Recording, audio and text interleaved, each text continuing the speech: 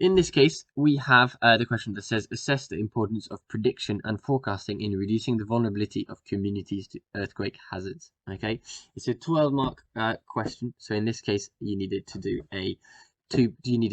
two paragraphs.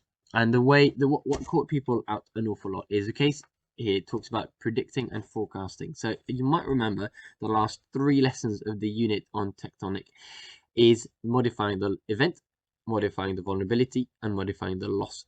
And I've said them in order of importance. So modifying the event is the most effective method of doing something. So it could be something like in Iceland, spraying lava with salt water solidifies the lava, can actually prevent the hazard from a disaster from happening in the first place. If you can't do that, the second best option is to modify the vulnerability, make people more aware through predicting, forecasting, etc.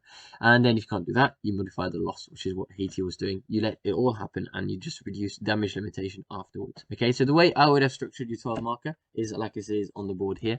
Paragraph 1, piece paragraph would have been about, okay, define what modifying vulnerability is. So it's predicting and forecasting. Tell me what that is. Okay. Provide example of prediction and forecasting. How can you predict and forecast? Okay. And more importantly, in the analysis, right? Why are they important? How can it help people? Okay. So the third one is define modifying the vulnerability. Second evidence is to give me those 2 examples in the question. Tell me what they do and how you do it. And number 3, analysis. It tell me how they actually reduce the impact for people. Okay, why are they good? Then you can tell me the negatives of prediction and forecasting, mainly the fact predicting is a guesstimate. It might not happen. Okay, and then evaluation. What do you reckon? Do you think they're important? Do you think they're not, etc.? And then second paragraph, you can look at the 2 other methods, which is describe the modifying the event. Okay, what is that? Can you provide an example? I've just given you one with this spraying seawater on lava flows.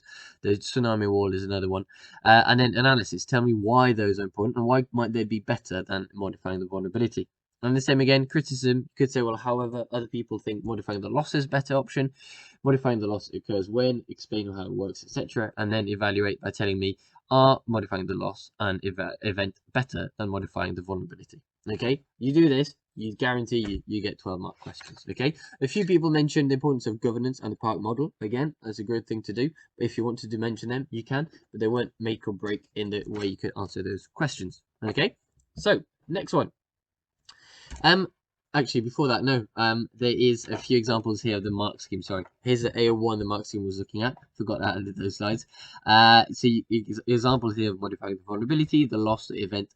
This is what the examiners are looking for in the market. Okay, and examples of AO2 are loads of basic AO2s with explanation of how each of these functions, how does each of these work. Okay, I'm not going to go through the whole mark scheme, but I wanted you to see the slides so you can refer to them when you practice at home, etc. Okay, but it's just about explaining how it works. So now this is the next question.